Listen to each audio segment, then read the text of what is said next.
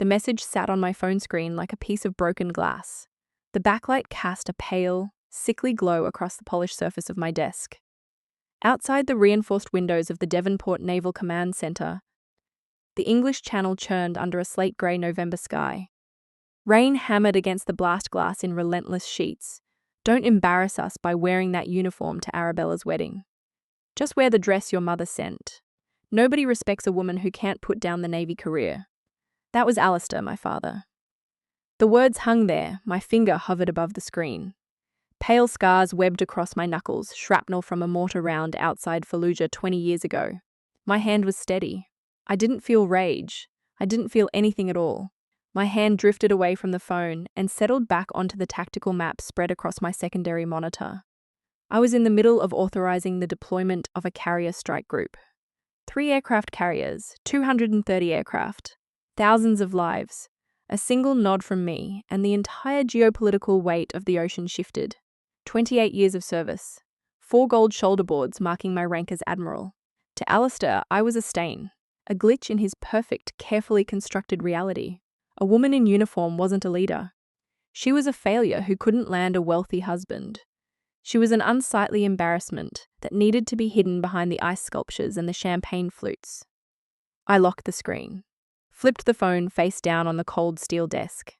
My hand slowly reached for the bottom drawer. The metal tracks scraped open. Inside sat my plane ticket to the Cotswolds, right next to my 9mm sidearm. Withdrawal. The first lesson at the Naval Academy. When you're outnumbered, outgunned, and lack the high ground, you pull back. You don't walk into a kill zone just because your pride tells you to. The wedding was a kill zone, the sweeping oak trees, the vanilla buttercream, the passive-aggressive whispers over crystal glasses. They had the home field advantage. My mother Barbara would look the other way. My sister Arabella would weaponize her innocence. Alistair would twist the knife with a smile, my thumb pressed against the edge of the ticket. I was going to tear it in half. The red phone rang, the encrypted line. Very few people had clearance to ring it directly. I picked up the receiver. Didn't say hello. Just listened to the heavy breathing on the other end. "You're doing it," a voice rasped. Julian Radcliffe, former SBS Master Chief, a man who had left half his right leg in a mountain ambush so my convoy could get out alive. Doing what, Chief? Running the casualty math in your head. Deciding it's easier to just take the bullet yourself so everyone else can go home happy. I stared at the phone. It's a civilian wedding, Julian, not a combat operation. There's no strategic value in me being there. Bullshit. The words snapped like a dry twig. You listen to me. You have stood perfectly still, freezing your ass off on the tarmac, saluting flag-draped aluminum boxes. You have held the line your whole life for people who don't even know how to spell the word sacrifice. You are Admiral Cordelia Thorne. Don't you dare start running from a bunch of country club cowards now. They don't get to erase you. The line went dead. I held the receiver for a long moment. The plastic was warm against my ear. I looked at the plane ticket, folded it once with a sharp, precise crease, and placed it in my breast pocket. Before we jump into today's story, where are you watching from? And what time is it there right now? Take a second to tell me in the comments. I'm always curious to see where everyone's tuning in from. Now, let's begin 0500 hours. I stood in front of the full-length mirror in my quarters. The civilian dress Barbara had mailed me, a muted, inoffensive beige thing designed to make me blend into the wallpaper, lay crumpled in the trash can. Instead, I felt the stiff, heavy weight of my service dress whites. The fabric was unforgiving. The creases in the trousers were ironed sharp enough to cut paper. I picked up my ribbon rack. The metal backing pins were ice cold against my fingertips. I aligned them perfectly over my left breast pocket, pushed them through the heavy white fabric. The silver star, the Defense Distinguished Service Medal, the bronze star with valor, each one a name of someone who didn't make it back. Harold called them a cry for attention. Arabella called them tacky jewelry. To me, they were gravestones, and I was going to carry them straight through the front door of their pristine little party. I fastened the backing clasps, adjusted the collar, checked the perfect alignment of the 4 shoulder boards. My reflection stared back. Hard jaw, deep dark lines around the eyes. A face that had ordered men to their deaths and stayed awake every night since to pay the toll. I looked exactly like what I was. A killer who had learned how to wear a suit. I grabbed my olive drab duffel bag and walked out into the Plymouth dawn. The air was crisp, smelling of salt, wet asphalt, and diesel fumes. I hit the unlock button on my key fob. The heavy steel door of the armored government vehicle groaned open. I climbed into the driver's seat. The leather was cold and stiff. I turned the key. The V8 engine roared to life, a guttural, violent growl that vibrated up through the floorboards and into my boots. I shifted the vehicle into drive and pulled out onto the M4 motorway, heading south toward the Cotswolds, toward the sweeping oaks, the polite smiles, and the suffocating hypocrisy of my own blood. The Cotswolds air hit me like a hot, wet towel when I stepped out of the vehicle. The November dampness carried the smell of grass, dying leaves, and expensive exhaust fumes. The country club sat at the end of a long, sweeping driveway lined with ancient oak trees. It looked exactly like a postcard. It looked like a lie. I pushed the heavy car door shut. The steel latch clicked into place with a solid metallic thud. My service dress whites stood out against the sea of pastel cocktail dresses and tailored business suits like a flare in the night sky. The reception was in full swing on the outdoor terrace and spilling into the main ballroom. The smell hit me next. A nauseating wave of vanilla buttercream frosting and cheap, overly sweet champagne. My eyes moved automatically. It was a reflex baked into my nervous system over 28 years. I stopped at the edge of the patio. I did not look at the floral arrangements. I looked at the architecture. 3 exits in the main ballroom, 2 bottleneck points near the open bar, 4 security guards working the perimeter. 0 situational awareness, 0 threat. I brought my boots together. My heels clicked sharp against the marble tile. I moved my hands behind my back, fingers locking together in perfect parade rest. Spine straight, shoulders squared. I became a statue. The whispers started immediately. Heads turned. Crystal glasses paused halfway to heavily glossed lips. They looked at the uniform. They looked at the 4 shoulder boards. But they did not see an admiral. In this zip code, a woman in military dress was a tragic anomaly. Nobody stepped forward to shake my hand. Nobody offered a drink. You actually did it. The voice was a low, venomous hiss. Alistair stepped out from behind a tower of champagne flutes. His shoulders were slightly hunched, the posture of a man getting old and fighting it every step of the way. His face was flushed red, the capillaries in his nose broken from years of gin on the rocks. He stopped 2 feet away. He leaned in, speaking through clenched teeth so the neighboring tables wouldn't hear. Small droplets of spit hit the air between us. I told you not to bring this nonsense here, Alistair whispered, his voice vibrating with rage. You could have worn a normal dress. You could have blended in for one afternoon. Why can you not just stop proving how abnormal you are? I did not blink. I looked straight into his eyes. His pupils were dilated. His jaw muscles twitched. He was terrified of me, terrified of what I represented, terrified that my presence would crack the perfect illusion he had spent his entire life building. I looked at him the way you look at a small, noisy insect trapped against a window pane. Loud, irrelevant, completely unaware of the world outside its little glass box. I did not say a single word. I let the silence hang there, heavy and suffocating. Alistair's face tightened. He opened his mouth to say something else, to force a reaction out of me. But the silence broke him. He swallowed hard, spun on his heel, and walked quickly toward the bar. Out of the corner of my eye, I saw her. Barbara, my mother. She was wearing a pale pink silk dress that cost more than a junior enlisted sailor made in 3 months. She was power walking toward the catering staff, her eyes darting nervously around the room. She smelled of strong hairspray and desperate anxiety. She saw Alistair storm off, then she saw me. Barbara stopped. Her eyes dropped to the white uniform. She looked at the ribbon rack on my chest. Her lips pressed together into a thin, disappointed line. She clicked her tongue. She did not walk over. She did not ask how my drive was. She did not look me in the eye. Instead, Barbara turned her back. She reached out and began adjusting the bow tie of a man she barely knew, laughing loudly at a joke she did not hear. She chose the illusion. She protected her husband's fragile ego and left her own blood standing entirely alone in front of 100 staring strangers. My thumb pressed deeper into my palm. Cordelia. The voice was high-pitched, breathless, demanding attention. Arabella dragged her massive, diamond-encrusted wedding dress across the floor. She lifted the heavy silk with both hands, making sure everyone watched her move. She stopped in front of me. Her hair was curled into perfect, flawless ringlets. She looked like a porcelain doll. She smiled, but the smile did not reach her eyes, Arabella reached up and flipped a curl over her shoulder. She let out a long, theatrical sigh. Cordelia, really? Arabella pouted, her voice dripping with weaponized innocence.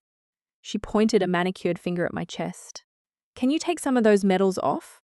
They're catching the light from the chandeliers. They're too distracting. Today is supposed to be my day, and everyone is staring at your chest. I looked down. The silver star earned in the dirt, earned while pulling a bleeding 20-year-old out of a burning Humvee. The Defense Distinguished Service Medal earned by burying my own people. To Arabella, they were garbage. They were tacky costume jewelry, ruining the aesthetic of her photographs. I looked back up at my sister. I saw the deep, ugly jealousy hiding right behind her mascara. She wanted me to argue. She wanted me to raise my voice so she could play the victim. I gave her a slow, deliberate nod. I reached up to my chest. My fingers found the heavy steel clasps. The metal was cold. I unpinned the silver star. The sharp needle pricked the pad of my index finger. A tiny bead of blood welled up. I ignored it. I pulled the heavy metal free from the white fabric. I unpacked the next one and the next. I held the weight of my dead friends in the palm of my hand. They clinked together, a hollow metallic sound completely drowned out by the jazz band playing in the background. I shoved the fistful of medals deep into my right trouser pocket. Arabella smiled, satisfied. Thank you. Now go get a drink or something. She turned and floated away back toward the center of the room, back to the flashing cameras and the cheering crowd. I did not go to the bar. I took a step backward, away from the light, away from the buttercream and the champagne. I moved to the far edge of the ballroom, stepping behind a massive stone pillar where the chandelier light could not reach. The shadows were thick here. They wrapped around my white uniform, swallowing me whole. Out in the light, the crowd laughed. Glasses clinked. Alistair was telling a loud joke, basking in the attention. Arabella was dancing. They were completely safe in their beautiful, ignorant little world. They had no idea. They had no idea that the countdown had already started. A young man in navy dress uniform walked past my stone pillar, a lieutenant. He was carrying a tray of empty champagne flutes toward the kitchen. His eyes caught the stark white of my sleeve. Then they moved up to my shoulder boards. 4 gold shoulder boards. He stopped. His entire body locked rigid. I saw his Adam's apple jerk up and down. The color instantly drained from his face. He looked at me with a mix of raw terror and absolute worship. He slowly, deliberately lowered the tray onto a nearby cocktail table. He turned his body toward the shadows, locked his heels together, and stood at rigid attention. A captain standing near the open bar noticed the young lieutenant.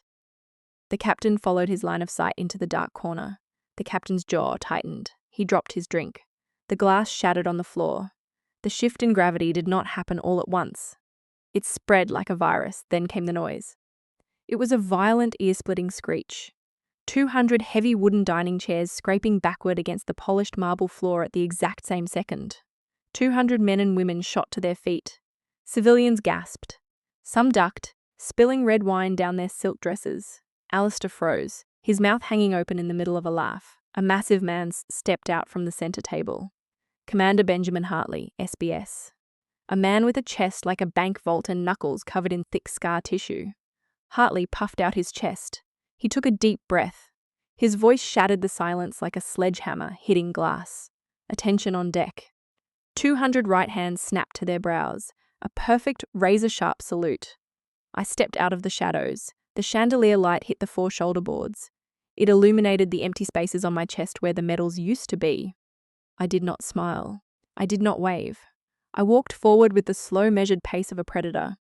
I stopped 10 feet from Alistair. My father looked like he had been shot in the stomach. His face was ash white. The crystal champagne flute in his right hand shook violently, the pale liquid sloshing over the rim and dripping onto his expensive Italian leather shoes. He tried to speak. Only a pathetic wet wheeze came out of his throat. He looked around, desperate. He looked for Rupert Kensington. Kensington was a defense contractor billionaire. The man Alistair had spent the last 4 years sucking up to. The man Alistair thought ruled the world. Kensington pushed his way through the frozen crowd. He walked right up to Alistair. Alistair managed a weak, trembling smile. Kensington did not even look at him. He shoved his heavy forearm against Alistair's chest, pushing the old man out of the way like a piece of trash blocking the road. Alistair stumbled backward. his back crashing into a dessert table. Kensington stopped in front of me. The billionaire, the man who owned half the politicians in the country, bowed his head.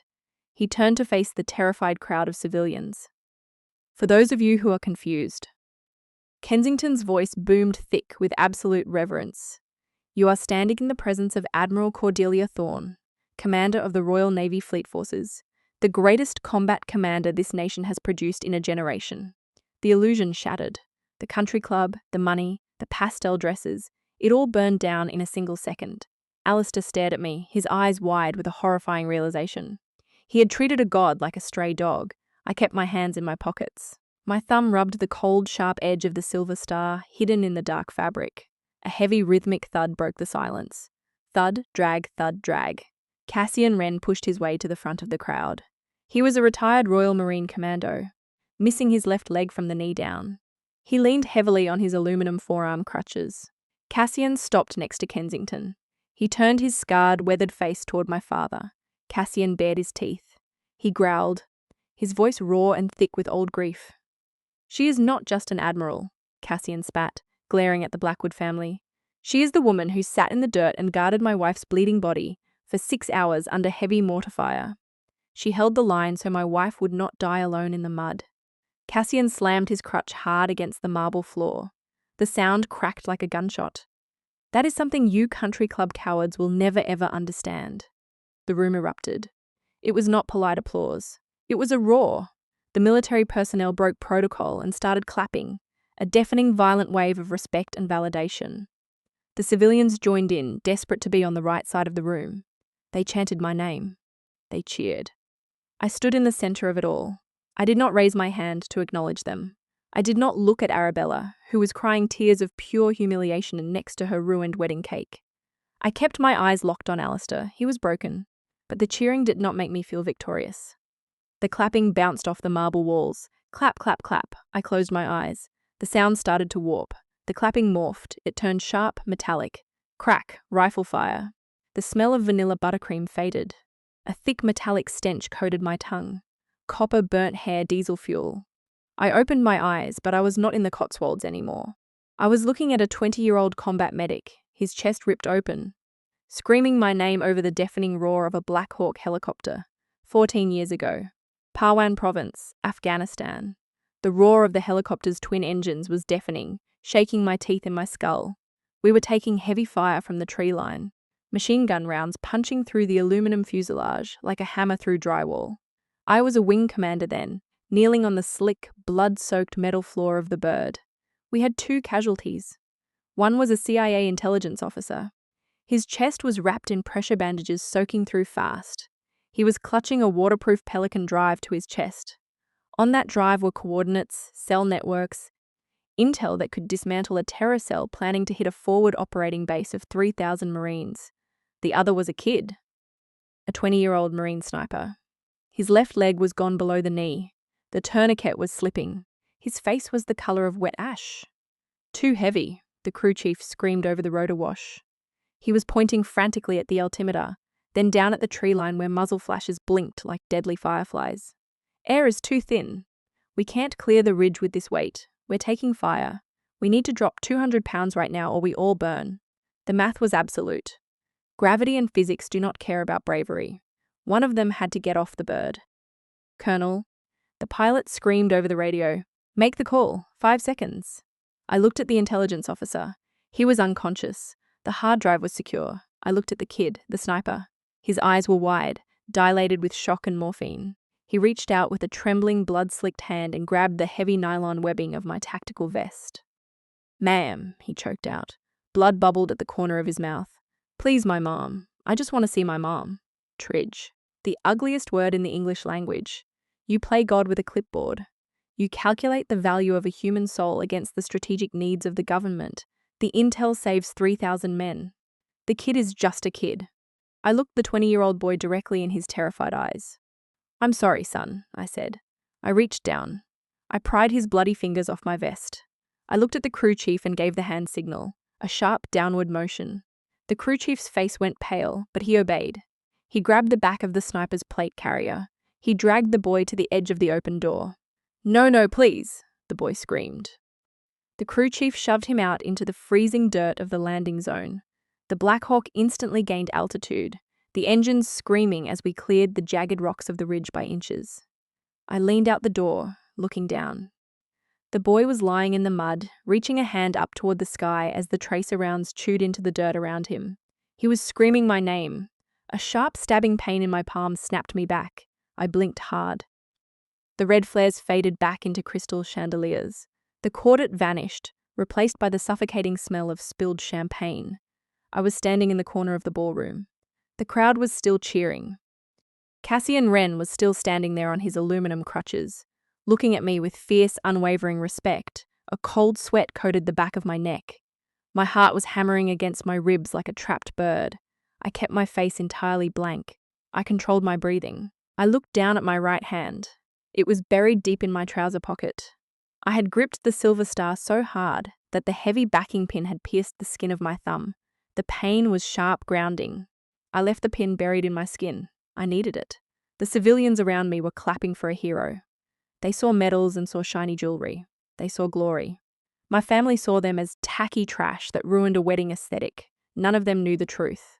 Every piece of metal I carried was a mobile gravestone. The silver star in my pocket belonged to that 20-year-old kid in Parwan. I put him in the dirt. I traded his life for a hard drive. I shifted my weight. My shoulders sagged just a fraction of an inch. The exhaustion was a physical weight, a heavy lead blanket draped over my spine. I was so damn tired of carrying the dead. The clapping finally began to die down. The jazz band, sensing the shift in the room, nervously picked up their instruments and started playing a low, quiet tune. The dark spell of the room was broken by the sound of frantic scraping leather. Alistair was moving. The paralyzing fear that had gripped my father a minute ago was gone. It had been entirely replaced by the parasitic survival instinct of a desperate man.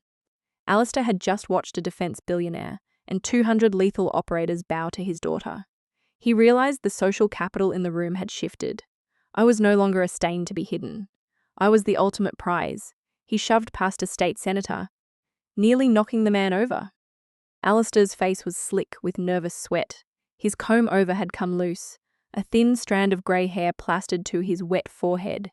He reached the main head table right next to the massive multi-tiered wedding cake. He grabbed a heavy wooden chair and dragged it out. It scraped loudly against the marble. "Cordelia," Alistair yelled, his voice cracking. He tried to sound authoritative, tried to sound like the proud patriarch, but he just sounded pathetic. He waved his hand frantically. "Come on up here, sit." Of course, she sits with family. "Blood is blood, right, folks? Best seat in the house for my girl." He patted the back of the chair. He smiled. It was a greasy, desperate smile. He was a tick trying to burrow into my skin, trying to siphon off the respect these people had just given me. I slowly pulled my hand out of my pocket. I wiped the small smear of blood from my thumb onto the dark seam of my trousers. I stepped out of the shadows completely. I walked toward the head table. The crowd parted for me like water. I stopped right in front of Alistair. I did not look at the chair. I looked at him. I did not yell. I did not cause a scene. I did not give him the satisfaction of an argument. I just looked down at him. My eyes were completely hollow, cold, stripped of all human warmth. I looked at him with the exact same dead mechanical stare I used when zipping up a body bag on a flight deck. Alistair's fake smile twitched. His hand, still resting on the back of the chair, began to tremble. The temperature between us dropped to 0. He slowly realized that he hadn't just invited his daughter to the table. He had invited the Reaper. The Atlantic wind whipped across Plymouth Sound. It carried the sharp, biting sting of salt, dead marsh grass, and diesel fuel. I stood at the very edge of the concrete pier, far away from the glowing lights of the country club. The jazz music was a faint, pathetic hum behind me. I struck a match. The sulfur flared, casting a harsh orange glow against the pitch-black water. I lit a cheap cigar. It was a habit I picked up from a master chief in Fallujah, a man who used heavy tobacco to mask the smell of burned skin on convoy routes. Footsteps scraped against the wooden planks behind me, slow, hesitant. I did not turn around. I blew a thick cloud of grey smoke out over the water. Arabella stepped into my peripheral vision. The fairy tale bride was gone. The bottom of her heavy diamond-encrusted dress dragged through the puddles stained brown and black with mud and motor oil. Her perfect curls were plastered to the side of her face by the ocean wind. Thick black mascara ran down her cheeks in jagged, ugly lines. She wrapped her arms around her chest, shivering violently in the cold. "They were terrified of you," Arabella whispered. Her voice was raspy, completely stripped of that weaponized, high-pitched innocence she used in the ballroom. I took another drag of the cigar. The cherry burned hot red in the dark. "Every time you got promoted," Arabella choked out, staring down at the wooden planks. "Every time you went overseas, they got smaller. You were too big, Cordelia. You made them feel completely useless, so they held on to me. I was weak, I was safe. I needed their money. I let them treat me like a child because it made them feel like they were still in charge." She looked up at me. Her eyes were wide, pathetic. She was begging for absolution, begging for a hug. I gave her nothing, just a slow, silent nod. Arabella's shoulders slumped. She turned and walked back toward the lights of the club, looking like a ghost dragging a dirty white sheet. Before her footsteps faded completely, another shadow stepped out from behind a stack of rusted shipping crates. Barbara. My mother smelled of stale pink wine and decades of suffocating fear. She did not look at me. She looked at the tips of her expensive designer shoes. "I kept them," Barbara said. Her voice shook. It was dry and brittle like dead leaves crushing under a boot. "The newspaper clippings. The articles about your silver star. The Navy Times feature when you got your command." I slowly turned my head and looked at her. "I cut them out," she sobbed, pressing a trembling hand to her mouth. "I kept them in a shoebox, hidden under the heavy winter coats in the hall closet. For 30 years I wanted to frame them. I really did. But if Alistair saw them, he would break things. He would scream for hours. I just wanted to keep the peace. Cordelia, I am so sorry." A mother's pride reduced to contraband hidden in a dark closet. It was a crime in this family to acknowledge my survival. I exhaled a long stream of smoke. The wind tore it away instantly. "Go inside, Barbara," I said, my voice entirely flat. "It is cold." She flinched at the sound of her first name. She wiped her face, turned and scurried away like a frightened mouse. I was alone again, but only for a minute. The final set of footsteps was heavy, dragging against the concrete. Alistair walked to the edge of the water. He stopped 3 feet away from me. The dictator was gone. The arrogant patriarch who had sneered at my uniform was dead. The man standing next to me was a hollow, dried-out husk. His tailored suit looked 2 sizes too big, hanging off his frame like a burial shroud. His shoulders were caved in. He looked at the black water rolling against the concrete pilings. He was cornered. His entire social empire had been dismantled in less than 5 minutes by a defense billionaire and a retired Marine with one leg.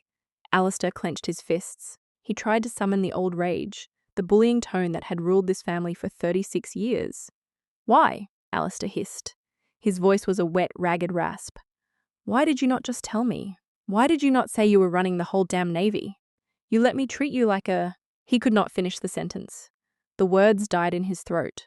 I took the cigar from my mouth. I looked at the glowing red ash. Then I pressed the cherry directly into the rusted iron railing. The ember died instantly, leaving a black scorch mark on the metal. I turned my head and locked my eyes onto his. "Because you never wanted to know." The words were quiet, cold. They punched straight through his ribs. Alistair physically recoiled. He stumbled backward, his heel catching on an uneven wooden plank. He caught himself on the railing, his chest heaving as he gasped for air. The armor of his wealth, his country club memberships, his expensive gin, it all shattered against the concrete. He stared down at the dark, churning water of the harbour. The wind howled through the steel cables of the docked boats, a high, lonely sound. Alistair opened his mouth. His jaw trembled violently. 1982, he whispered to the ocean. I remained perfectly still. I did not interrupt the execution. 1982, Alistair repeated. His voice cracked, tearing at the seams. I got the letter. The Falkland Islands Recruitment Board. They called my name. He gripped the rusted iron rail so hard his knuckles turned bone white in the dark. My father made 3 phone calls. He paid a private doctor in Bristol £10,000, forged a medical file, asthma, bone spurs, whatever it took. Tommy went. Tommy was my best friend. We played cricket in the street. Tommy stepped on a mine. They brought him back in a closed casket. There was nothing left. The Atlantic wind bit into my face. I stood silent, watching the old man break apart. Then you grew up, Alistair choked out. He looked at my white uniform. He looked at the empty spaces on my chest where the medals used to be. You put on that uniform. You went to the desert. You faced death. Every time you walked into a room, you reminded me of what I was, a coward, a rich, pathetic coward. He dropped to his knees. The expensive fabric of his suit pants soaked up the dirty, oily puddle water on the pier. I thought if I made you small, if I crushed your career, I would not feel so ashamed, he sobbed, burying his face in his trembling, liver-spotted hands. I am so sorry, God. I am so sorry. 30 years. 30 years of standing in the shadows. 30 years of being told I was broken, abnormal. A stain on the Blackwood family name. I had spent my entire adult life building an armor of discipline, thinking I was fundamentally flawed because my own blood could not look me in the eye. All those holidays sitting in the corner. All those phone calls where they hung up the moment I mentioned a deployment. And it was all a projection. A massive, pathetic lie. I was not the failure. I was a mirror. A polished silver mirror reflecting a draft dodger's eternal shame. I looked down at the man crying at my feet. I did not feel anger. I did not feel the need to scream. I did not want to kick him into the harbor. I looked at him with the absolute profound pity of a giant staring at a crushed insect. Keep your pride, Dad, I said. My voice was completely hollow. Dead. You have to live the rest of your life with it anyway. I did not wait for an answer. I turned my back on him. I walked away, my heavy boots hitting the concrete in a steady, measured rhythm. The darkness of the pier swallowed me, leaving nothing behind but the cold ocean wind and the pathetic, wretched sobbing of a man who had finally met himself in the dark. My internal clock never cared about time zones or the suffocating drama of civilian life. 30 years in the military wired my brain to wake up before the sun, regardless of where my boots were resting. I did not wear the service dress whites this morning. The armor had done its job. I pulled on a heavy navy wool sweater, faded denim jeans, and laced up my scuffed combat boots. I grabbed the olive drab canvas duffel bag. It felt lighter today. The hotel lobby was a tomb. It smelled of industrial bleach and stale recycled air conditioning. The crystal chandeliers were turned off, leaving the vast expanse of the marble floors bathed in a cold grey pre-dawn light. He was waiting near the revolving glass doors, Alistair. There was no tailored suit, no silk tie, no expensive scotch in his hand. He wore a wrinkled grey t-shirt and loose khakis. He looked incredibly small. His shoulders slouched forward, the arrogant spine completely drained of its poison. He stood there shivering slightly in the cold lobby. His liver-spotted hands were wrapped tightly around a battered cardboard box. The edges were frayed, water-damaged, taped and retaped over the years. I walked toward him. My heavy boots thudded against the marble. Slow, measured. Alistair looked up. His eyes were bloodshot, swollen from a long night of staring at the ceiling, and finally seeing the ugly truth of his own cowardice. He held the box out to me.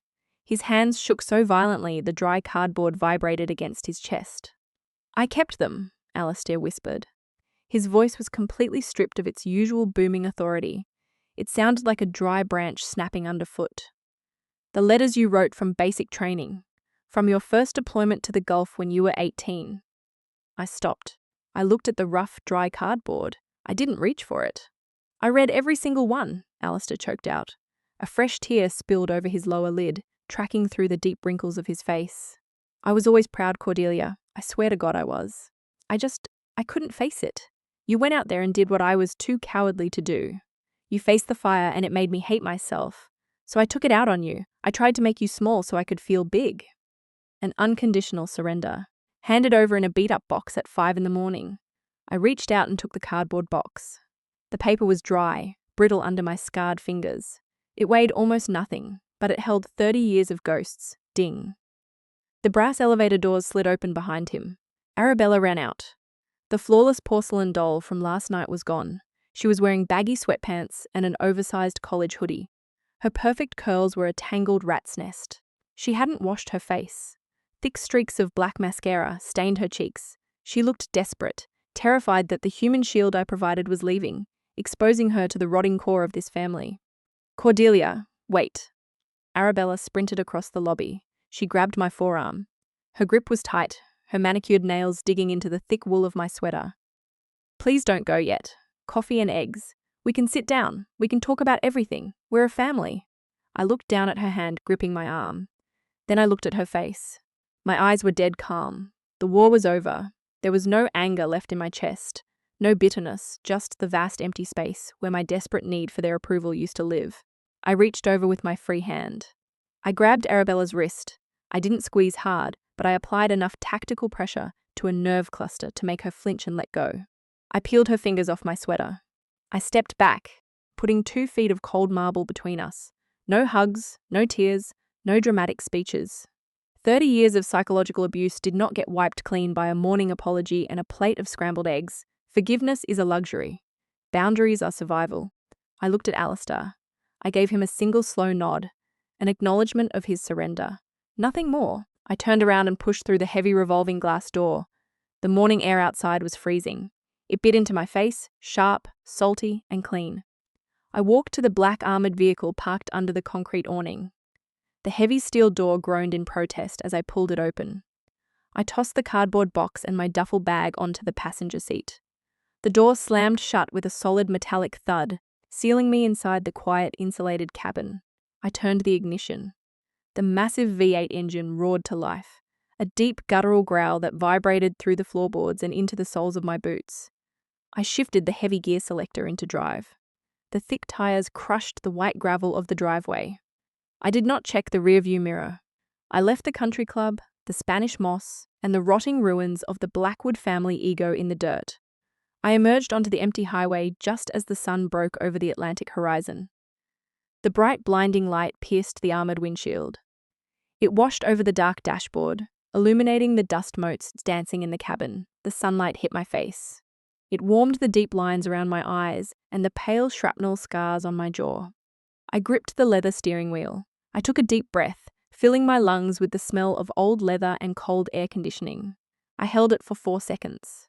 Then I exhaled a long, heavy breath.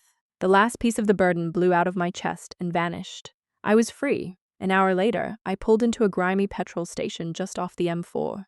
The place smelled of raw, unleaded petrol, wet asphalt, and burnt black coffee brewing inside the convenience store. I stepped out into the biting wind to pump petrol. I grabbed the heavy rubber-coated nozzle, shoved it into the tank, and squeezed the metal trigger. "Excuse me, ma'am." I turned my head.